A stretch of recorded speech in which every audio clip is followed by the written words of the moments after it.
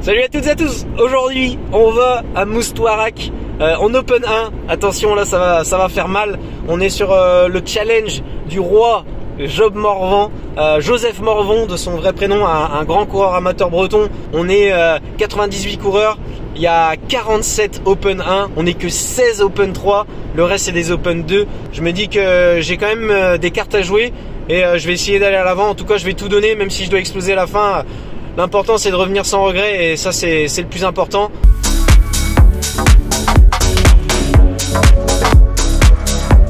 La troisième manche du trophée Job Morvan est lancée sous le soleil breton et devant un public venu en nombre pour admirer le plateau relevé au départ de cette course avec des coureurs venant de toute la Bretagne, Planquette en passant par Briec, Lanester, Locminé, Plouay, Lorient et même au-delà des frontières bretonnes puisqu'il y avait le club de Montoire qui était bien représenté et bien placé au général avec Basile Giraudot puisqu'il était deuxième. Il avait fini premier de la première épreuve à Colpo et quatrième à l'épreuve de Moréac. Donc ils sont pas venus là pour trier les lentilles comme on dit. En ce qui concerne le circuit, on est sur un circuit difficile. D'ailleurs, sur le trophée Job Morvan, les deux premières épreuves, c'était plutôt plat, plutôt réservé aux sprinters. Et là, on arrive sur l'épreuve de Moustouarak, qui est vraiment beaucoup plus difficile. On va avoir 14 tours pour un total de 93 km et de 1275 mètres de dénivelé positif. Il y aura deux difficultés majeures sur ce circuit. Déjà, il y aura la bosse du lieu-dit Kelenec, donc longue de 1,7 km, pardon, donc à peu près à 2% de moyenne. Mais en fait, dans cette longue bosse, il y a deux radars avec une première rampe très difficile avec des pourcentages à 7% qui fera quelques centaines de mètres à peine. Et ensuite, il y a une deuxième partie, la partie finale de cette bosse de Kelenec qui sera dans les 4-5% pendant à peu près 500 mètres. Et là, ça va faire très mal, surtout que les routes ne rentrent pas du tout. Et après la deuxième difficulté de circuit, ou la troisième, suivant comment on le voit, la bosse d'arrivée qui fait 400 mètres à 6% de moyenne. Et je peux vous dire que ça fait très très mal à force de la répétition. Et surtout que là, on est sur un niveau très relevé. Quel était l'objectif de cette course pour moi? Eh ben, c'était de prendre une échappée. Et je pense que quand tu prends une échappée sur cette course-là, à mon avis, t'es pas trop loin du but, t'es dans les premières places. Donc voilà, après, si je suis honnête avec moi-même, gagner cette course, c'est pas possible, c'est pas atteignable comme objectif. Donc voilà, j'étais dans l'objectif d'aller prendre une échappée, de faire des beaux efforts pour pouvoir préparer les prochaines courses qui allaient arriver. Et voilà, sur cette course-là, en plus, c'est vraiment une belle manche du trophée Job Morvan. Et moi, mon kiff, c'est de faire les plus belles courses en Bretagne. Et celle-là en fait partie. On est dans le premier tour et ça part, mais fort. Et dans le deuxième radar, c'est là que je vais me rendre compte que le départ a été très très très rapide et j'avais pas ressenti ça depuis un moment et depuis le début de saison en tout cas j'avais pas ressenti ça. C'est que je me sentais en danger physiquement. J'avais un doute sur le fait que j'allais finir cette course tellement c'est parti fort et là je me suis vraiment rendu compte du niveau. J'étais pas prêt à lâcher bien sûr dès le premier tour mais je me dis si ça continue, si ça tabasse encore comme ça pendant la majorité de la course, je serais pas capable déjà d'attaquer, de me porter vers l'avant, mais non seulement de finir en fait, de finir cette course tout court. Et je me suis rendu compte aussi d'un autre truc, c'est que dès les premiers tours de pédale, j'ai senti que j'avais pas les jambes. J'avais pas des bonnes sensations, j'avais des jambes lourdes. J'ai tout de suite senti, c'était pas un bon jour. J'ai connu des départs meilleurs, des départs plus optimistes. Mais voilà, c'est pas la première fois que ça m'arrive et je sais qu'il faut que je tourne les jambes et que ça va aller mieux dans une demi-heure, dans trois quarts d'heure. Faut juste laisser passer l'orage, faire tourner les jambes, circuler les fluides et après ça ira mieux. Il y avait quelque chose qui me travaillait depuis quelques semaines, quelques mois maintenant pour faire évoluer un petit peu la chaîne. C'était d'amener une deuxième caméra dans le peloton. Et aujourd'hui, j'ai mis une deuxième caméra sur le vélo d'un collègue de longue date, Arnaud Meillec de la Nesterne. Il tourne plutôt bien en ce moment. Il est pas loin de la gagne depuis quelques semaines. Et j'avais bon espoir qu'il me filme sa victoire. Et en 4K, s'il vous plaît. Donc voilà, je suis vraiment très content qu'il l'ait fait et ça va apporter, je pense, un autre point de vue à la course. Dites-moi dans le commentaire ce que vous en penserez. Donc là, on va voir un moment qu'on aurait loupé du coup en temps normal parce que là, je suis dans le ventre mou du peloton en train de traîner ma misère comme pas possible. Mais par contre, Arnaud, lui, est au cœur de l'action, à l'avant de ce peloton. Et là, on monte la côte d'arrivée, vraiment, vraiment très, très, très fort. Tout le monde a le cœur dans la boîte à gants. Et ça fait aussi 3 tours. Là, on est au tour numéro 3. Il y a pas mal d'attaques. Ça attaque de tous les côtés. Ça sent en fait le point de rupture. Et là, tout le monde a besoin de respirer après cette côte. Donc là, on voit, il y a un mec qui boit à gauche de la route. Et là, il y a personne trop qui y va. Il y a deux coureurs qui sont partis déjà. Et là, Arnaud va profiter de sa super bonne position dans le peloton pour mettre son attaque dans la descente pour pouvoir revenir sur ces deux coureurs. Donc il va prendre quelques longueurs d'avance sur le peloton. On est dans la descente, on est vraiment à haute vitesse, là, à plus de 60 km/h, je pense, quelque chose comme ça. Et là, il va revenir sur les deux coureurs, il va carrément même les avaler et il va passer sur la droite pour directement attaquer dans ce radar qui est vraiment, vraiment difficile. Même si on arrive avec de la vitesse, on bute dessus à un moment donné. Et puis là, on voit aussi, c'est vachement exposé au vent. Et là, il y a un coureur de Plouay qui va arriver, qui va le contrer. Et Arnaud, il y va pas. Il décide de pas y aller. Il avait les jambes, mais il n'y va pas. Parce que voilà, quand tu es dans cette catégorie-là, il faut choisir les bons moments, il faut choisir les moments où tu vas mettre ton énergie parce que tu peux pas dépenser 100 000 cartouches. Et là, en l'occurrence, fallait y aller. Fallait y aller car il y a des grosses teams là qui contre-attaquent. Il y a le Team Pays Briec, il y a le Team Pays de Lorient, c'est les équipes surreprésentées à l'avant. Donc ça, c'est le premier point. Deuxième point, on est sur une petite route. Et là, Arnaud et le coureur de l'Udiac, ils sont seulement deux là. Ils prennent déjà la moitié de la route. Donc c'est vraiment des petites routes. Et du coup, ils prennent vraiment presque toute la route à eux deux. Et ça crée un goulot d'étranglement. Qui fait que ça sort au compte-gouttes. Là, il y a encore un coureur de Montoire. Voilà. Ça sort un petit peu un par un. Mais voilà. Et derrière, il y a des coureurs qui pourraient y aller, mais qui sont bloqués par cette première ligne du peloton qui roule à 2 à l'heure. Et voilà, c'était l'endroit idéal pour attaquer aussi parce que ça se situait juste après la bosse d'arrivée. Et le premier radar du circuit, là, on était tous à bloc, hein, voilà. Et c'était le jeu de qui veut prolonger la douleur encore un peu plus loin. Et là, ce petit jeu-là, du coup, on a perdu. Et là, le peloton, comme il roule vraiment à 2 à l'heure, à l'avant, ils prennent une avance considérable en très peu de temps. Là, je peux vous dire que les watts qu'ils mettent à l'avant, ils sont super rentables.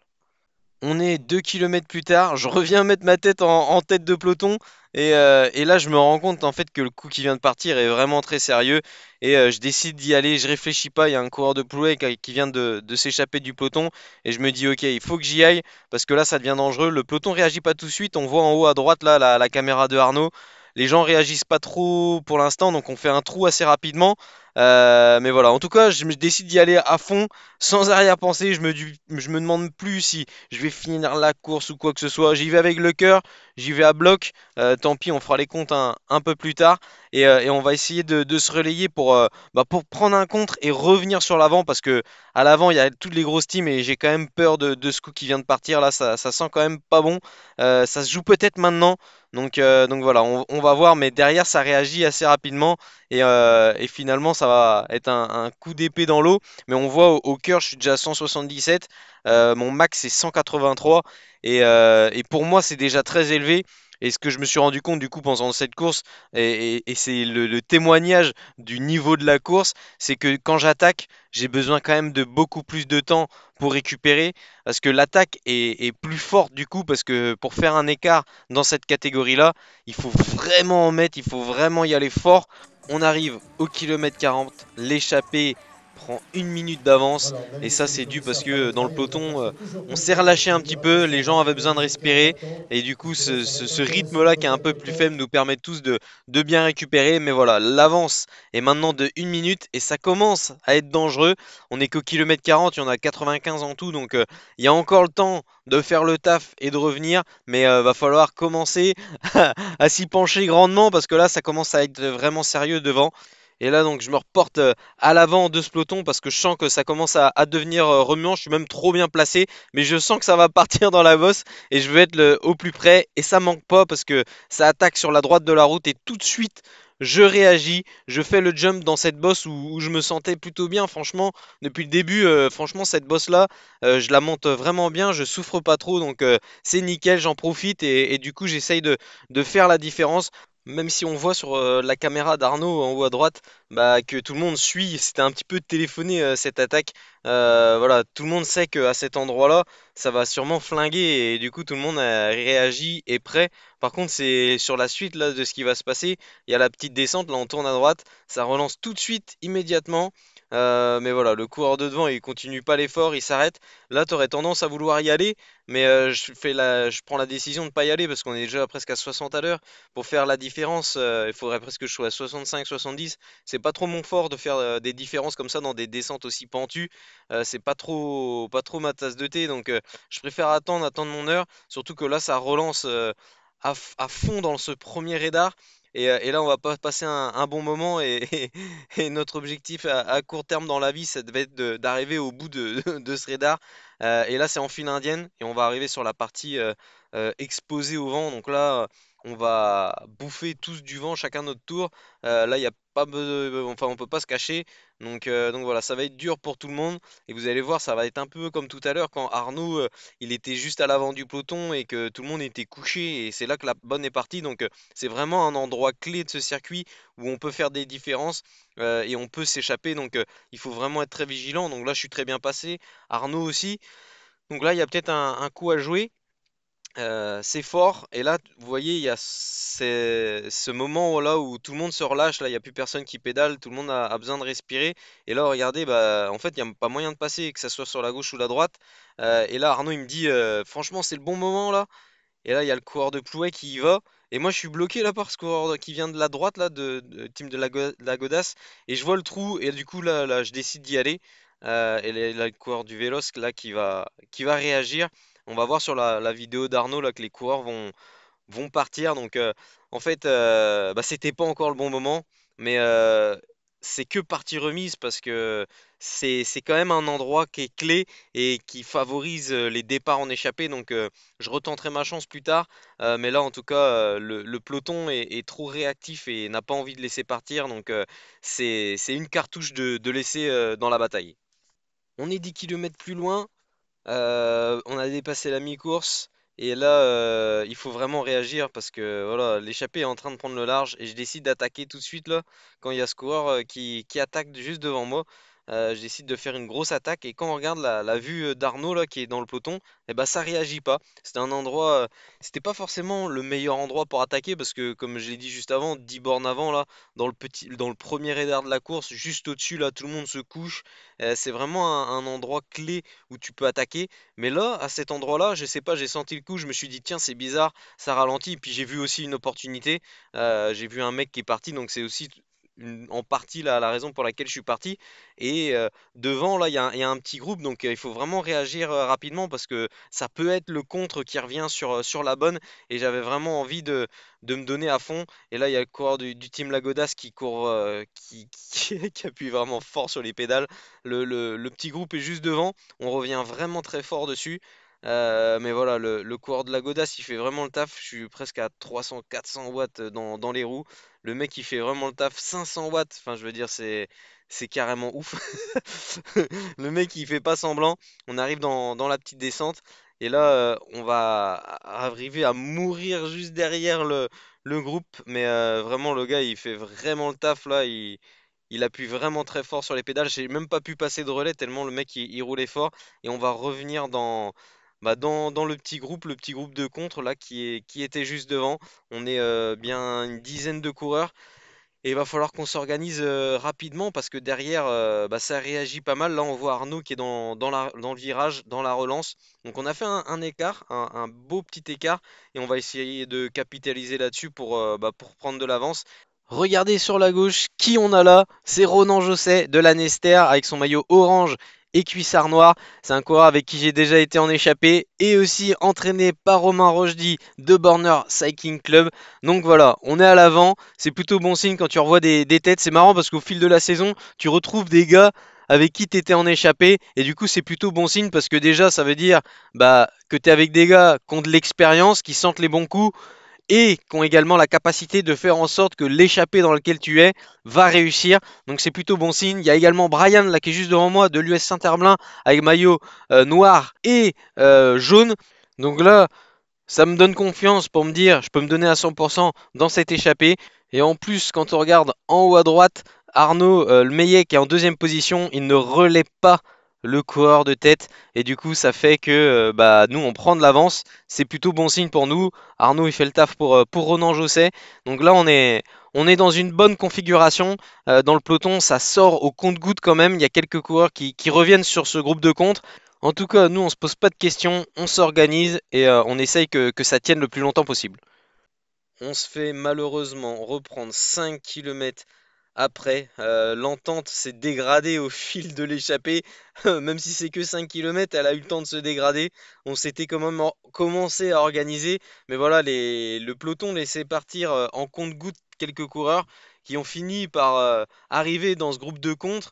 Et au final, on s'est retrouvé, on était une quinzaine, dont plusieurs coureurs de Lorient qui avaient vraiment un gros collectif aujourd'hui. Et voilà, du coup, l'entente.